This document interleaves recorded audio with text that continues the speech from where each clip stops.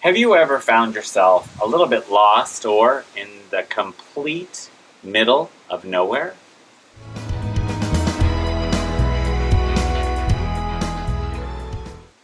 Recently, I was very privileged to be able to do one of the last things I ever wanted to do, which was reproduce what my grandparents have done coming to the New World, North America, from Italy on a ship. And I did. Left Rome, arrived America, boom, across the Atlantic, similar to how they did many decades ago. Probably a little more comfortably was my route, but I did it nonetheless. And I have two things to share about that route. Every day the captain posted close up where we were with latitude and longitude. And imagine a very close up of the Atlantic Ocean, all blue, and a little speck in the middle of the Atlantic Ocean, which was our gently, slowly moving ship. Blue all around, a white dot, focused and pointed to the west, obviously. Until I would change screen on TV and see the faraway view of the ship surrounded by water, to know we were really not far from the Azores, or Portugal, or really far from Bermuda, or almost America. Did I get a perspective of where in the world I really was? Close up, I felt lost. But by the big picture, I understood where I had been and where I was going. Sounds so metaphorical, and it was so emotional to see every day the close-up being just a speck on nothing. And then the big picture really meaning something. This is where we left. My parents had a dream of leaving Italian culture and bringing Italian culture to a new world and starting a whole new life for their future offspring. And when we get caught up in the little vision, I'm depressed today, I'm strong today, I'm successful today, I have no followers today, I feel stupid today, we get caught into our little dot of surrounded by blue as if we live in a vacuum and it's just so microcosm focused of me, me, me. But when we pull back and we look at a bigger picture, we can see what our ship is in relationship to what really is going on around us, that the import of our destiny and how we are valued here is so much more than we see with a small view. Our macro view sometimes gives us the ability to say, here are my big accomplishments, here are the big things that have taught me a lot, here are my suffering lessons, what I've learned, my lessons learned, and how I'm moving forward as a creature of God on this planet to spread and teach love, right?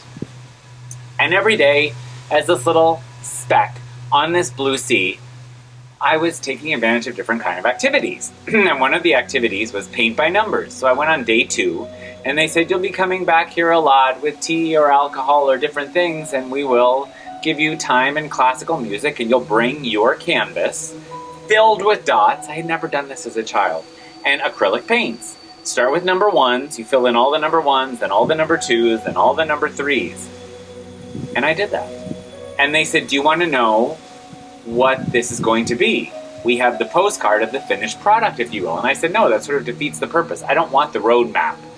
For the same reason I don't go to skeptics or psychics or fortune tellers or astrologists, because I don't want someone to tell me what I'll either worry about happening or proving them wrong, right?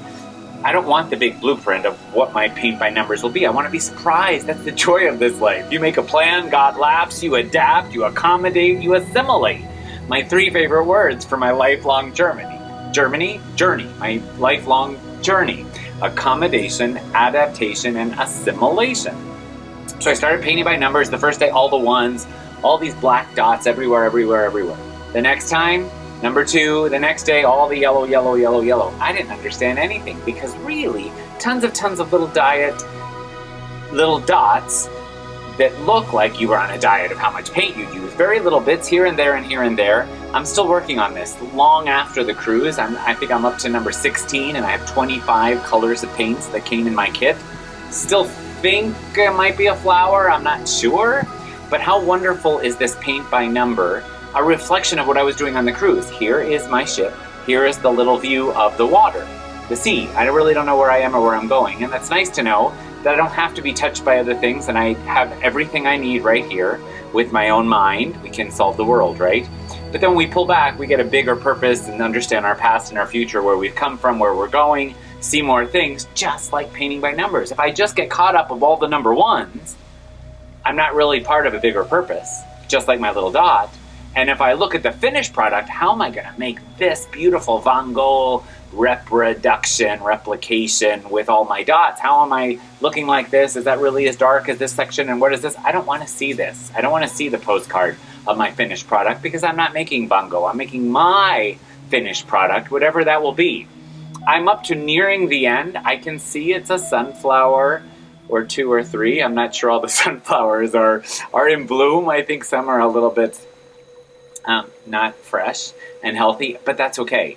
Life is about painting by numbers sometimes, is that if we just look at our little numbers and focus on one thing and not take a breath and pull away or trust that this will all come together organically in some bigger, higher plan, then it's easy to get depressed. This, number 5555. Will I have enough paint? What's it supposed to be? Should I keep checking my roadmap and making sure that's what I need to follow? That might be important in some things, like a business plan. That might be important for some painting approaches. I'm clearly an amateur.